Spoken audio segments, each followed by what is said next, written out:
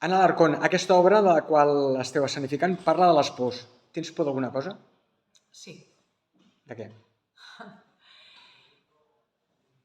de la soledat. De la soledat. Quines són les teves principals aficions? El ioga. I Què- caminar per la natura. I què és allò que més t'agrada i menys pots fer? Menys temps tens per fer-ho. Allò que més m'agrada El que marxar a la natura. el que menys t'agrada fer? Hòstia, em venen al cap així seguides coses domèstiques. Sí. Si no haguessis estat actriu, què haguessis fet? No ho sé. Ara, últimament estic fent un projecte que va sobre castells i pensava, doncs castellera. Però no pots viure de ser castellera.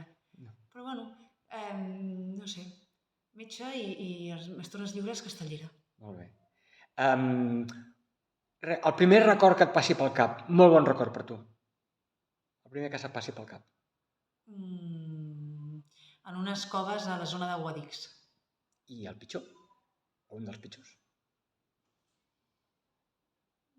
No poder estar per la mort de la meva àvia. Em recomanes un llibre?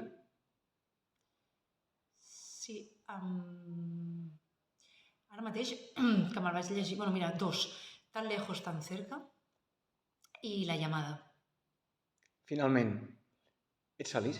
Sí, Et falta alguna cosa per ser feliç? sempre em poden faltar coses per ser feliç, però cada vegada entenc més que té a veure amb una actitud interior i no exterior. Moltes gràcies.